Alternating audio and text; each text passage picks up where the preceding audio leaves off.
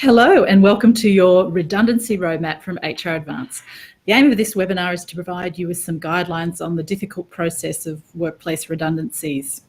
But first, I'd like to introduce myself and our expert speaker today. I'm Alison Williams, Managing Editor at HR Advance, and I'm in charge of the Knowledge Centre for HR Advance, where we keep you up to date with the latest information affecting your workplace. We produce articles, videos, webinars such as today's, infographics and ebooks on a wide range of workplace topics.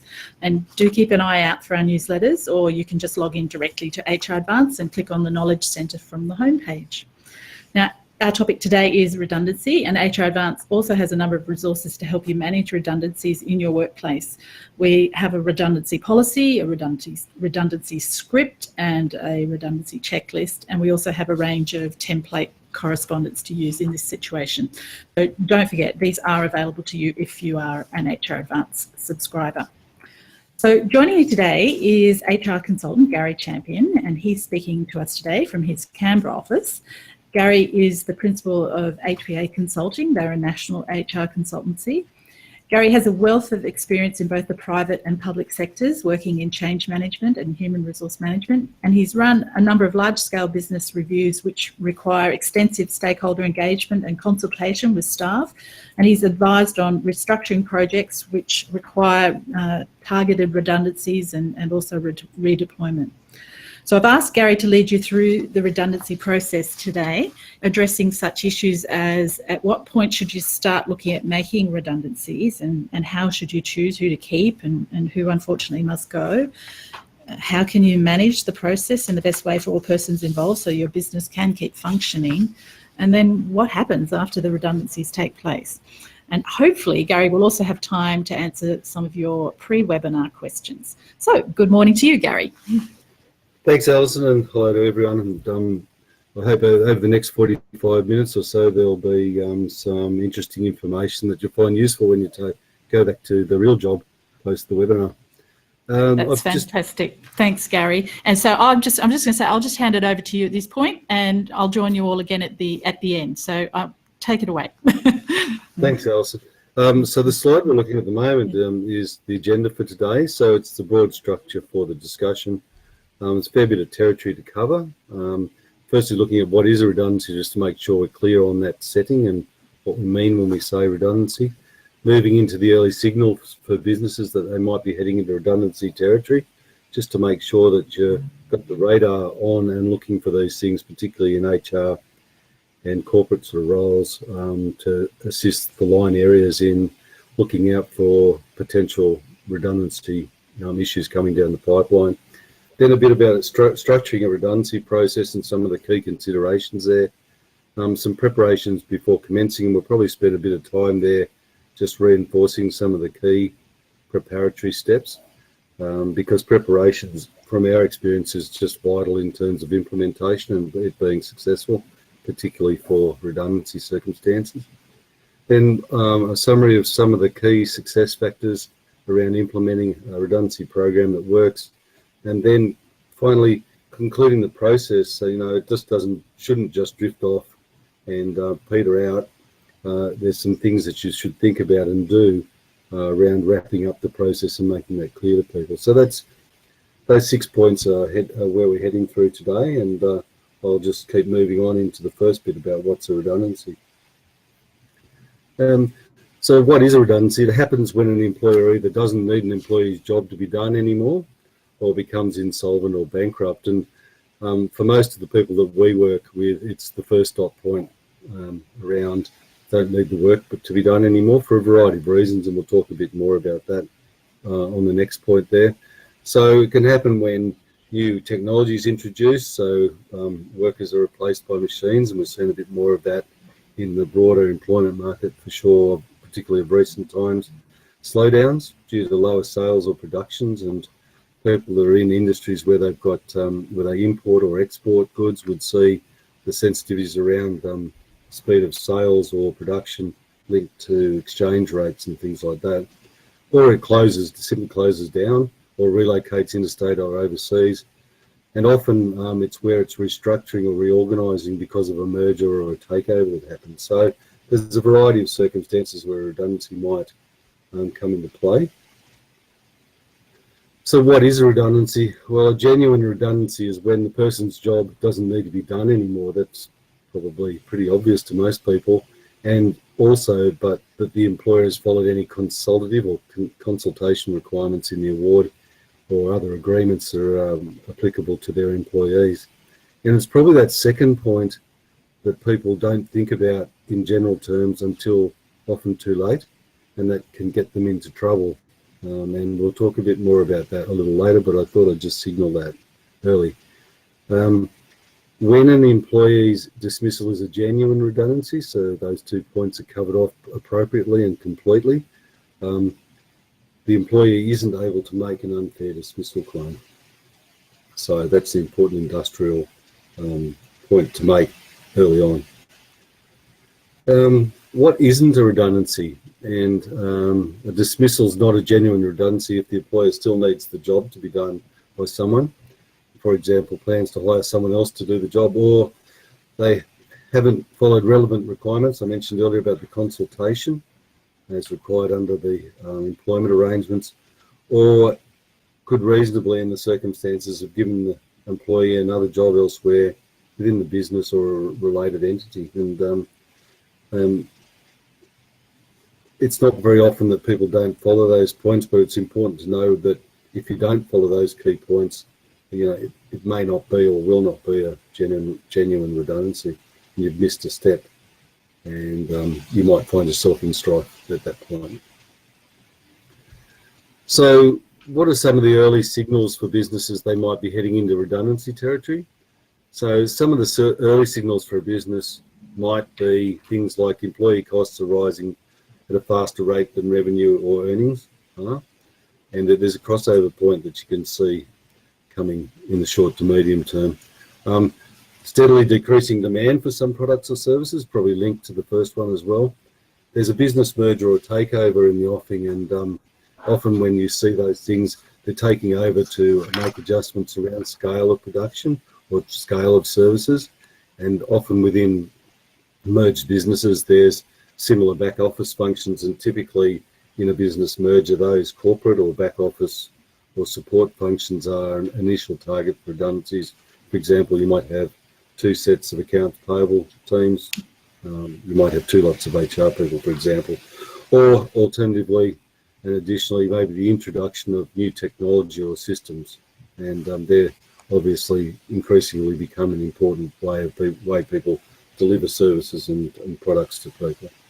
So if you see any of those sort of things, they're the things you need to be scanning and looking out for, and doing forecasting about whether they're on the radar, and if they are, when, and then they are signals to start planning around what might be the future workforce requirements, and then falling out of that, what, if any, the redundancy issues might arise from these.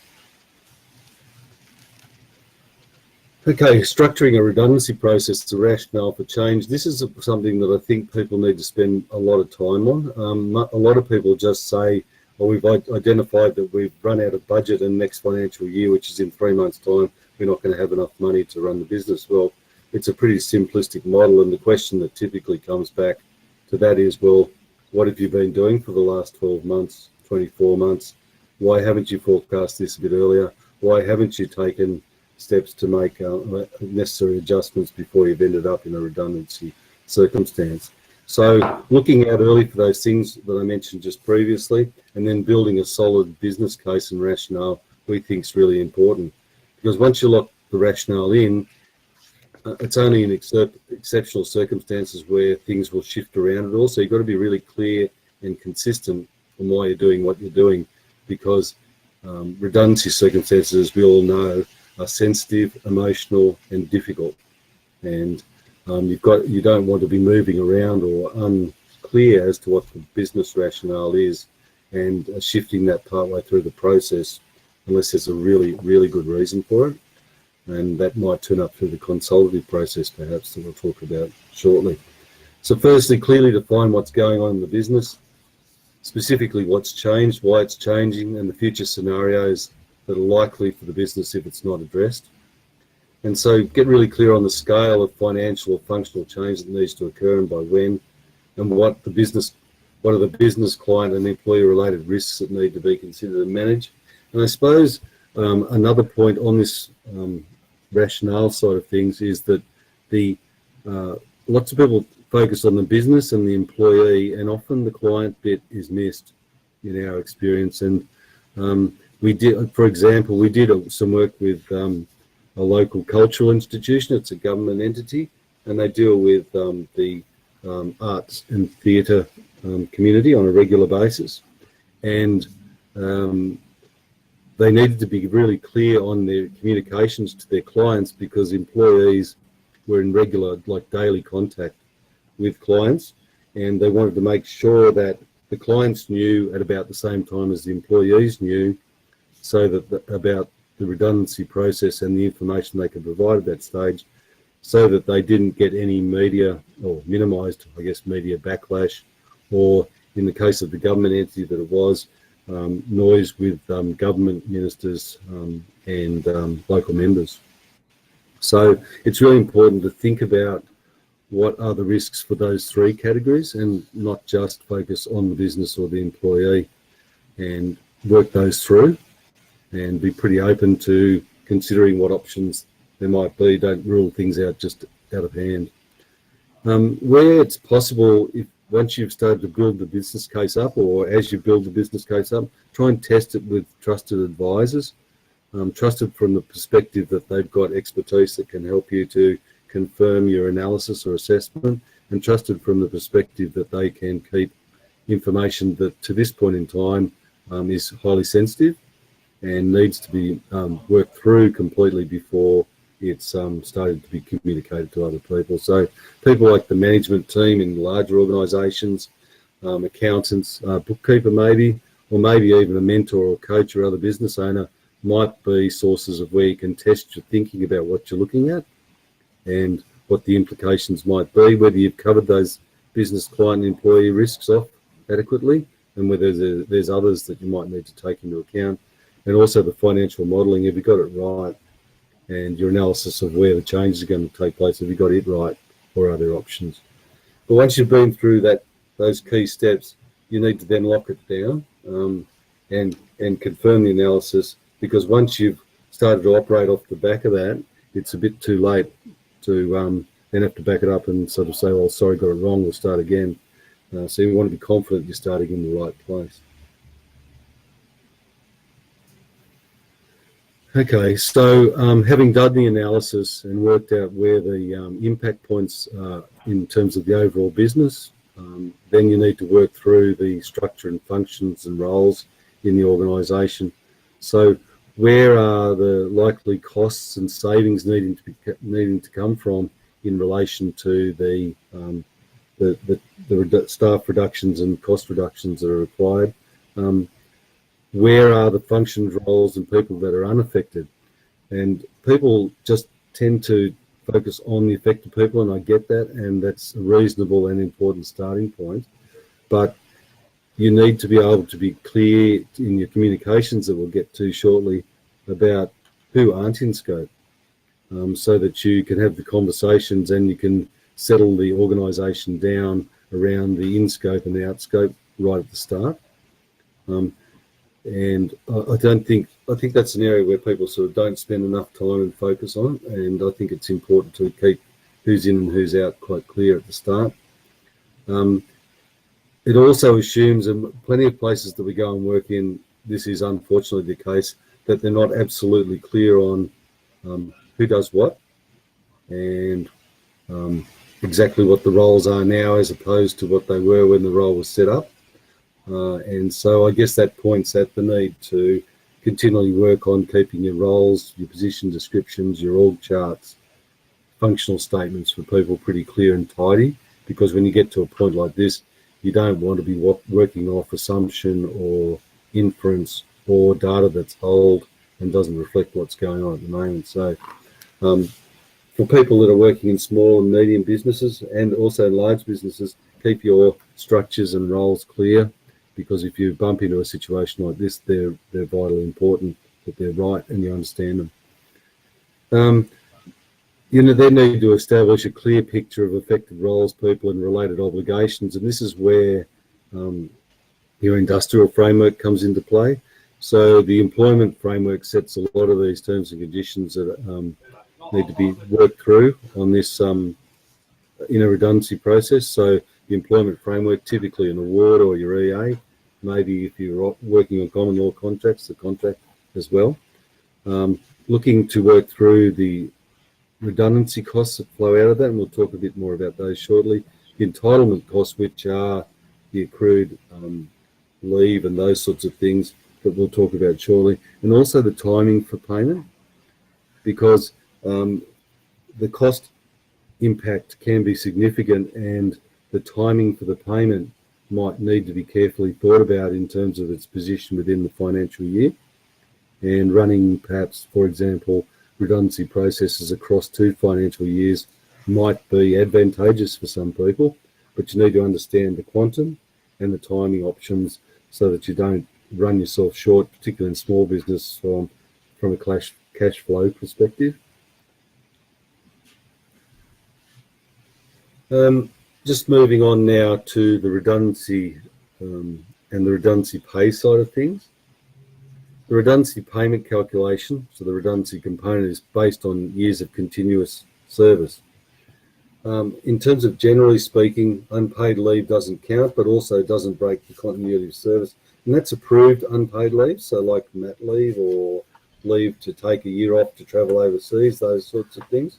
So it's important to know that. So as an example there, the person might have worked continuously for 9 years, but 1 year of that was away. And so that would be, the continuity of service would be 10, but the actual years worked would be 9. As a general rule, casual service doesn't count for redundancy purposes. And that's simply because of the nature of the employment category. I know a lot of people have casuals that are more like permanent part-time staff, but casual employment as a category of employment generally doesn't count. People do get into trouble when they've used casuals for more like permanent part-time arrangements, but if you are in that category, you need to work those implications through on the specifics of the person or people that fit into that category. Redundancy pay can be reduced where the Fair Work Commission approves it, because either the employer finds other comparable employment. We'll touch on that a little bit later again, and I think it was in one of the questions that were asked, so if we've got time we'll go through that as well, or the employer can't afford the redundancy. But again, those issues need to be taken to the Fair Work Commission, and they will make a decision in relation to it. You just can't unilaterally make the decision that, you know, I found someone else work, so I'll reduce it by X, or I won't pay it at all, or similarly, you know, I just can't afford it right now, so I won't pay it. Also, depending on the irrelevant award or enterprise agreement, there may be enhanced entitlements over and above the base. So what that really means is, while you're planning this, while you're considering the cost impacts and identifying the risks, you need to be really clear on what the award that applies, or the awards, if it's multiple categories of work or employment, what they apply and what they mean for that particular work stream or type of worker. There isn't one size that fits all. Okay, so structuring a redundancy process, who isn't eligible for redundancy pay? There are a range of categories of people that are listed here on this slide that are generally not entitled to redundancy payment. Caveat on that is, for example, the casual employee example I mentioned before.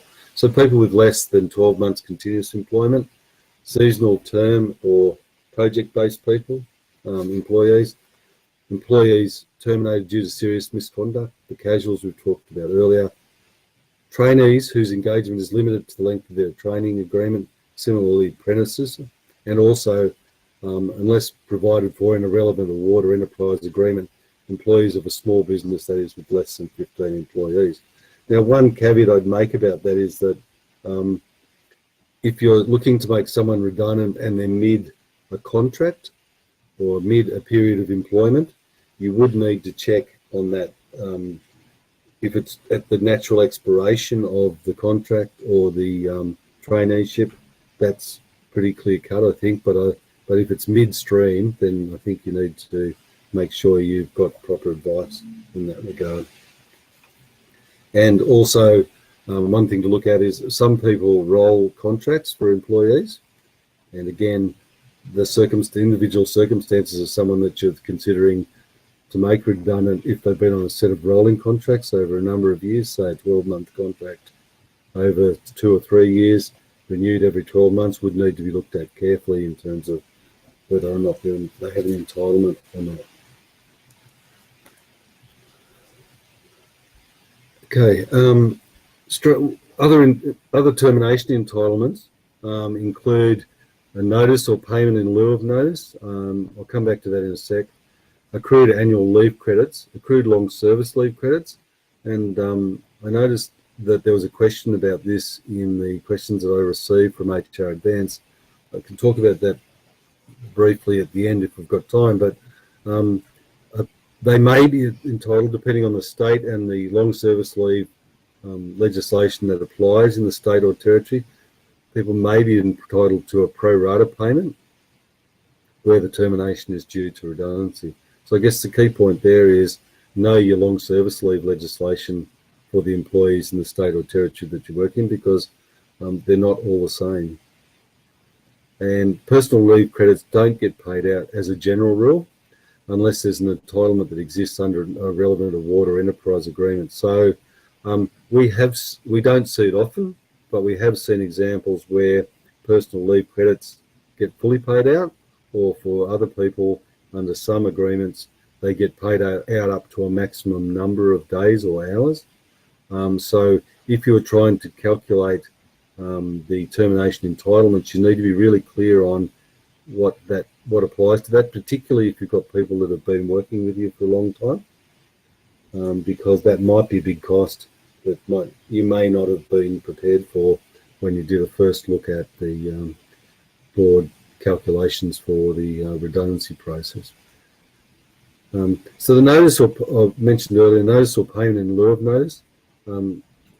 There is just a couple of things I wanted to say about that. One is that the payment in lieu of notice is something to think about seriously, because once you get to the point where a person is being made redundant, it's usually often best, as long as the workplace can swing it, for them to leave sooner rather than later, rather than having them work right down to the end of the notice period. So it's something you will bump up against, you do need to think about, and you've got to make a balanced judgment, I guess, about retaining the employee for a reasonable bit of time after letting them know that they're potentially excess, and then letting them leave the organisation.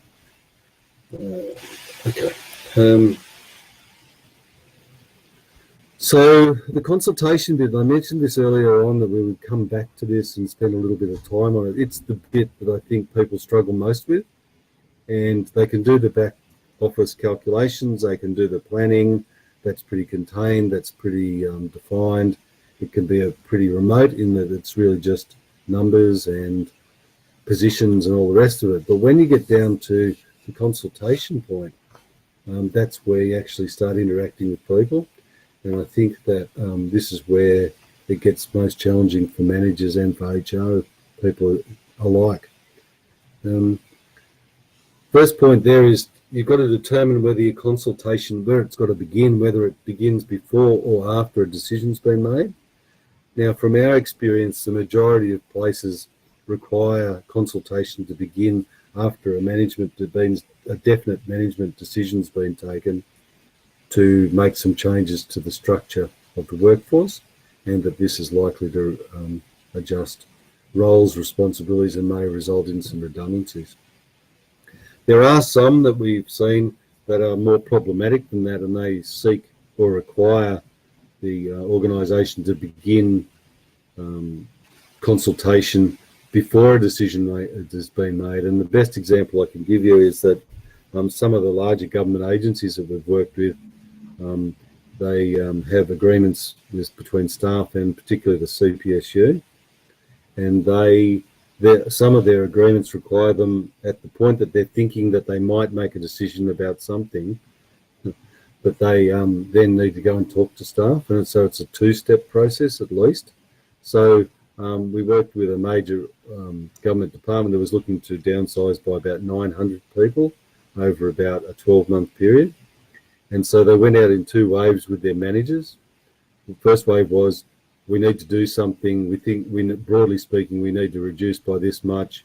We're looking at how we might do that and where we might do that, and we want your input to the process. And then they collected that up via the managers back into a central project management team, who then pulled that together, communicated it back to staff, and then adjusted the initial planning to reflect where they thought it was reasonable, and then went back and consulted on the decision that they'd then taken based on that earlier consultation phase. That's quite messy and quite convoluted and time intensive, and just brings a lot of the emotions and the complexity of a redundancy process to the surface, and extends the time frame by quite a bit. So I wouldn't be recommending that, but it is the reality for some workplaces. So just check when your consultation obligations do kick in. For the majority of you, it'll be after a decision's been made. So after the decision's been made, consultation must commence as soon as practicable. And if it's before the decision has been made, consultation requirements generally require more strategic and staged approach, as I mentioned earlier. Ensure any consultation process with the affected employee and their representatives, of course, unions, is genuine by explaining the reasons for the decision, genuinely listening and considering the employee's response, and genuinely seeking appropriate redeployment opportunities. You need to demonstrate how you've done all of that. The point at the bottom there, I think I just emphasise a bit, and that is, understand what consultation is. It's not a participative decision making. You're not engaging with people to ensure that everyone's feedback is then included in whatever the final decision is and the implementation process looks like. It's listening, it's engaging with people, it's telling them what the problem is you're trying to solve, and providing them with the early way that you're going to address that, inviting them to provide you with their thoughts on whether that's sound or not, and then taking that into account and maybe including that, but maybe not in the final decision-making process, but at least the employees had the opportunity to put their point of view, to have that considered and taken into account in the final decision-making process. People do get quite muddled about that consultation, participative decision-making process, and it's important to get that right and be upfront with people, because what you will run the risk of, even at the end of making that clear, is people come back and say, this was disingenuous, you were always going to do this in the first place, I don't know why you bothered, and it can add to the uncertainty if you're not as clear as you can be about the fact that you are interested in views, but they may not then make their way through to the final decision-making process. Preparations before commencing. Preparation is just so important to making a redundancy process go well. More often than not, when we get invited in, it can be when people have just taken themselves too far into the process without working everything out. They don't have a clear rationale. They haven't worked through the options. They haven't thought about redeployment. They haven't made sure they understand the roles and responsibilities, whether they're clear on the ones that stay and the ones that go. And so spending the time while you've got the powder dry is really important, because once you do start this process, emotions are up, unions get involved, productivity can be impacted on, and people get affected. The most difficult bit, undoubtedly, in all of this is the individual discussions with affected people. And some of the key considerations we'd suggest people think about when they're preparing for those are, what's the specific implications for each individual person that's affected? What do you know about that person? How do you think they're going to react to the situation? You may not have much information. You may be able to obtain that from a line manager if you can confide in them, but try and make an assessment if you can in advance. Financially, prepare an estimate of the indicative redundancy payment and have that ready to go, even if it's more than likely not introduced at the very beginning. Pretty quickly after it, from our experience, people want to know, well, if I do get made redundant, what does it look like for me financially? For some people, that can make their anxiety levels go up heaps. For other people, it's kind of more like, well, that's not so bad. Or for some people, that's fantastic, where do I sign? And so having those sort of things prepared in advance, double checked so that they're right. Mindful, of course, that the dates might move around and that'll impact on final calculations. But with all those caveats on it, it gives the person an estimate to work from if they get to that point in the discussion with you, or when they do. That emotional reaction, it's tied to the person. Like, if you know the people and you know how they might react, you can be prepared for it.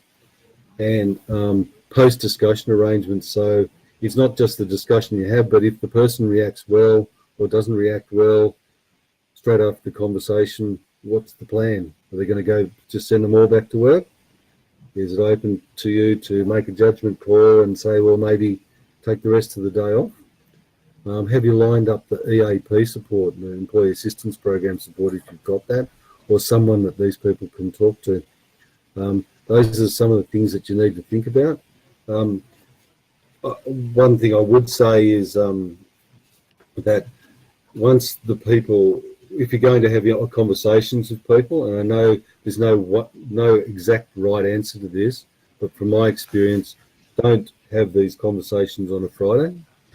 I think it's beholding on people to be able to expect the person to come back to work, even if they take the rest of the day off. Leaving them to sit in their own space without knowing what's going on over a weekend, I don't think is a very good idea at all. And so midweek or something where you can set up a situation where you know whether they've come to work, you know whether they're all right, and that you've got the support available for people is pretty important, because you're not sure what's going on in people's lives, how they're going to respond to these sort of circumstances, and you want to put in place as much as you can around structuring it to provide them with support as best you can. Some simple points then below about where and when to discuss it. So you might want to think about making sure that it's not somewhere where other people can see the conversation, let alone hear it. The entry and exit options are something to think about as well. If you've had a redundancy or a series of redundancy discussions, it's probably not best that people walk in and out through the main office space, and the timing I already talked about. Some of the preparations before commencing, like involvement in, you've got to be clear on involvement in consultation. So people are going to ask, well, if you're genuine about consultation, how do I get involved? You've got to have a good answer to that. That might be a follow-up conversation at their request. It might be, for some of the larger organisations we've worked with, an email inbox or a feedback email. It might be a combination of both. But it's a way in which you can facilitate input and consultative feedback so that you can note it and take it into account. And we've got another question, is how long does it last? Well, it really depends on how many people are involved, what seems reasonable at the time for consultation. It might be as short as a day if it's one person and it's contained to that person and their role. It might be longer where there's broader roles and people involved. It just needs to be pretty quickly after the decision's been made, and a judgment should be made about a reasonableness test around how long consultation should stay open. And you should be really clear with people about what its purpose is. And so going back to the earlier slide, it is consultation. We are interested in your views. We will take it into account, but it may not be reflected all consultation feedback in the final decision-making process. You've got to establish a time so that you can tell people at this point about when it will be completed and when a decision will be made. And that should not be a protracted period of time. And that this should be communicated to all affected employees consistently. So as we track in towards the end of the presentation, so this is around identifying and confirming redundant staff. So any process must be fair, reasonable and transparent.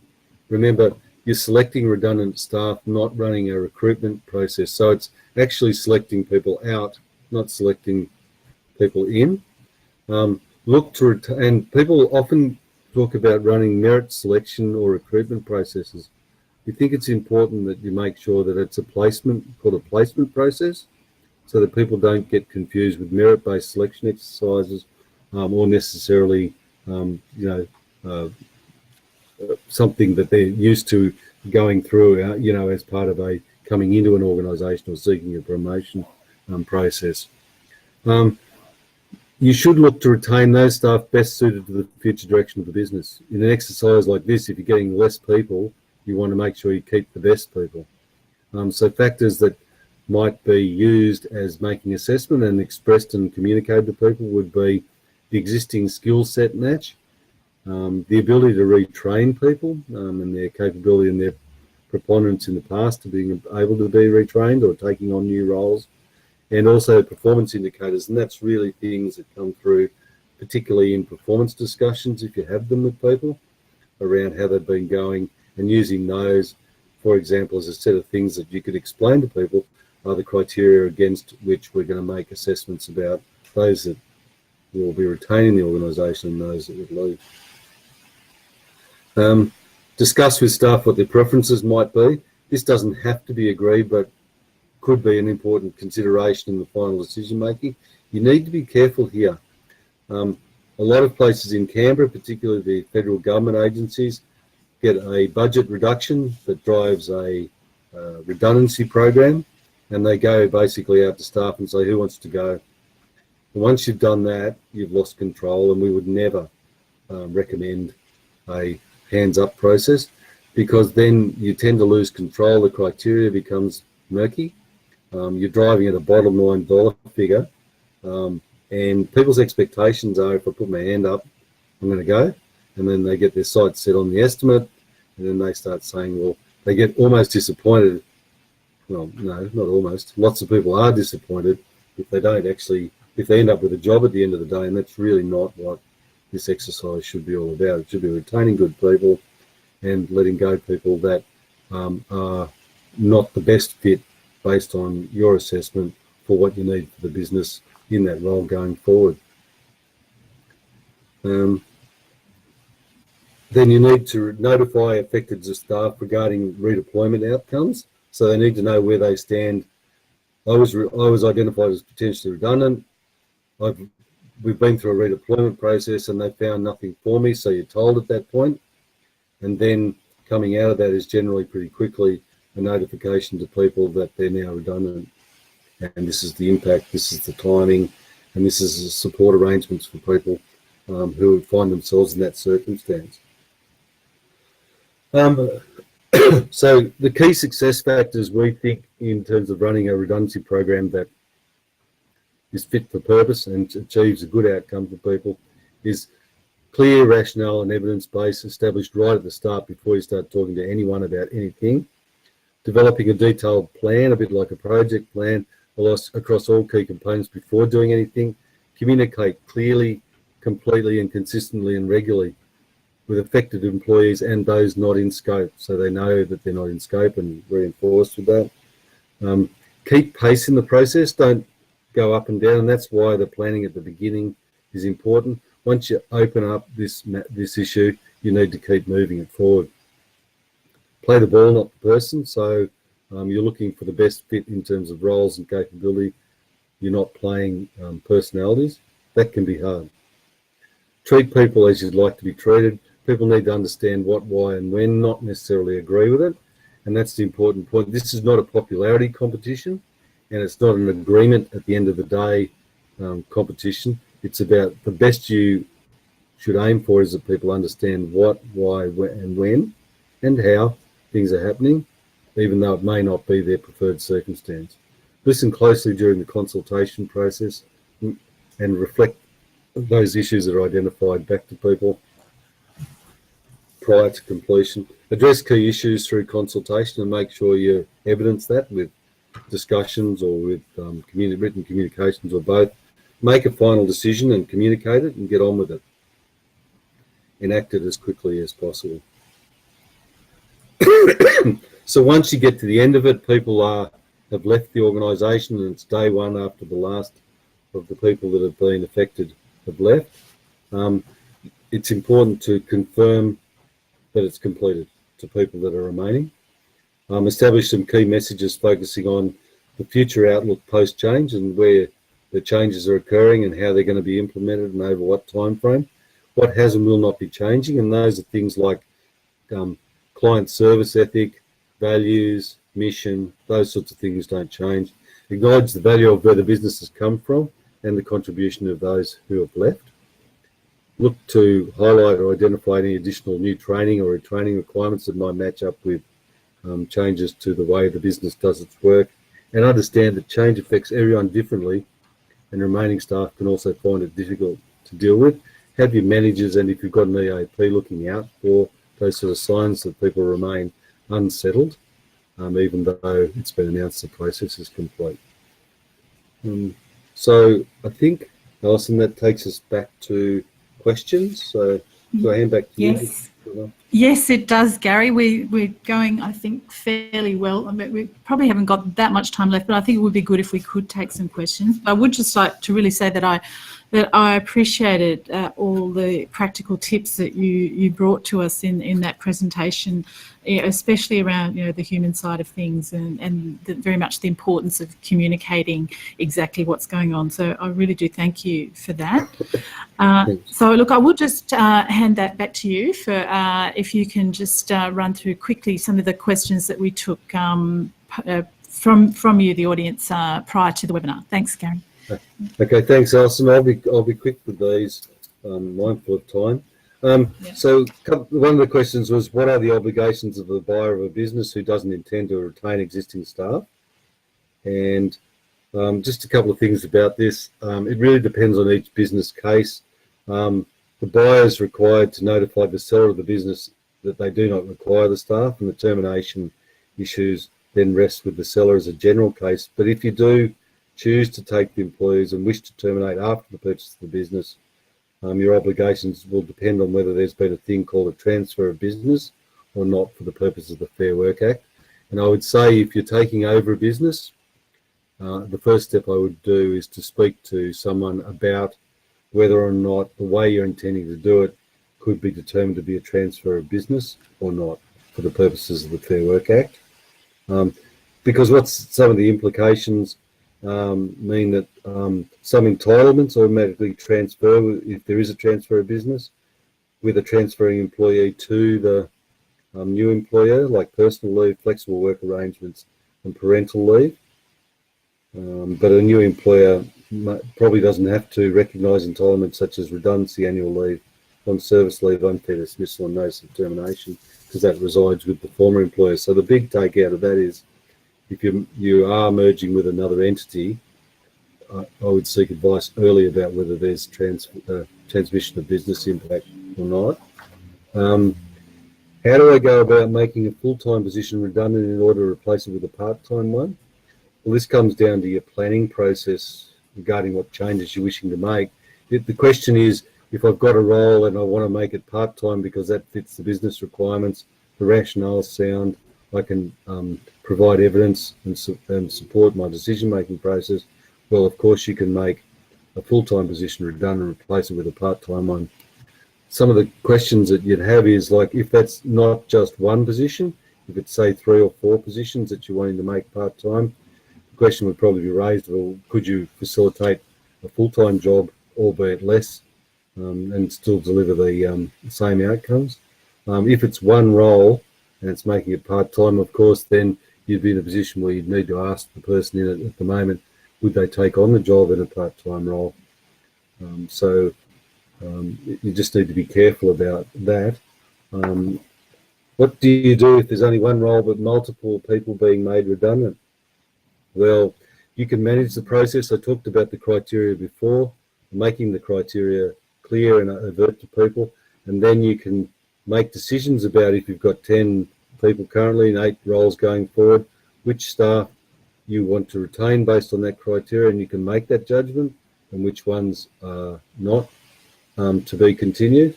You can typically, a lot of places also can do what they call a spill and fill process, where people can express interest in the role. This starts to get into a territory where you lose a bit of control over the exercise. So good people might not express interest.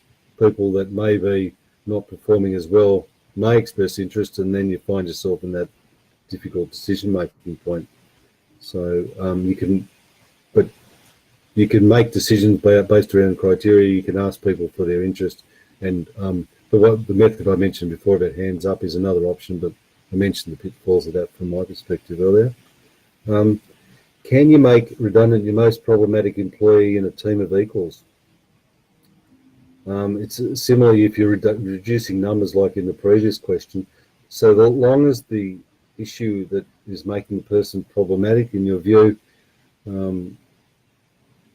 is not problematic due to any workplace protections like union membership, pursuing workplace grievances at the time or in the past, being unavailable for additional hours due to family responsibilities, or any or all of the diversity and discrimination criteria that exist in legislation, then looking at, if the problem is that the performance is not up, then looking at those criteria we mentioned before, it would be possible to exclude that person through a process like that, properly run. Let me see, there was one about an employee has moved from full-time to part-time. Is severance pay calculated on part-time or proportionally with full-time rate? The entitlement's based on the employee's ordinary hours worked and is a prospective calculation, so to be on what they're currently at that point. I think you need to overlay this with the circumstances. So if a person had moved to part-time, had previously been full-time, and had recently sought the change maybe for family or caring purposes, you might want to think about whether that's an appropriate line to take, or whether there might be some flexibility there. Long service leave we talked about a bit earlier. Check your legislation, but at the end of the day, if it's applicable and you've got to pay it, the question went to, would we have to pay it out in a lump sum? Well, the answer to that is yes. So that's a timing question and a cost question. Someone asked about when's it okay for a possible SAE, suitable alternative employment, to be managed through a competitive interview with external candidates. So this is about if an employer can help facilitate a role with another entity not related to themselves, as I understand it, and the person is successful in that regard, and they get a job with another company not related, the employer can apply to the Fair Work Commission to see if they can have the redundancy payments from their end reduced, but they can't automatically go away. There's a question about minimising risk in relation to the WHS legislation. So when making an employee redundant, it's basically you've got to follow the process. You've got to keep staff informed, and when you're undertaking reasonable management action, you should, under normal circumstances, be okay. But you will find yourself in trouble, from our experience, when workplace health and safety concerns are raised where you're not communicating with people and they don't feel like they've been treated fairly or equitably, or and that's added to their stress at work. There was just couple of other quick questions. To what degree does a job need to change before an employee can claim they're entitled to redundancy? I don't think there's a one-size-fits-all answer to this. It's a judgment by the employer about fit for the role and reasonable adjustment and training. So I think it just depends. I don't want to sit on the fence, but I'm going on that one. And the last one is, how much notice is too much notice for redundancy? Well, I mentioned earlier, once you've made the decision, or you've made the decision to think about the decision, then you made the decision, depending on which one's your model. You should get on with, you need to tell people that you're seeking to invoke a redundancy arrangement lined up with where you need to make the savings or the investment, and that's really what drives the two things. To hopefully make people feel a little bit better, in the federal government, in some of the agreements that we work with people, There is what they call a retention period for people. So after they've been made or been offered redundancy, there's an obligation to retain people in the organisation between 7 and 13 months. So if you think it's tough where you are, imagine having someone that's potentially excess continually being managed within the organisation for up to a bit over a year, and having preferential treatment for potentially similar roles that could be available to them with reasonable adjustment and training. So I don't know if they make you feel any better, but probably yours is a little bit better than some of those examples there. And that's basically it for the questions that I got, I think, Alison. And yeah, I might stop there and hand it back to you. Oh, fantastic. Thank you so much, Gary. We're getting lots of comments coming through from people who've really found today's presentation to be very useful and informative. So Great. To all of our HR Advanced community, thank you for listening today. And please do feel free to drop us a line at customerservice@hradvance.com.au if you have any follow-up questions, and make sure you log on to HR Advance for the management of your HR work. And don't forget, HR Advanced subscribers have access to the Workplace Advice Line too, so that's free to premium subscribers if you have any further question. At the end of today's presentation, you will receive an email with the video so you can revisit it at any time. Thank you very much, Gary, once again, and thank you to everyone for listening. Goodbye. Thank you.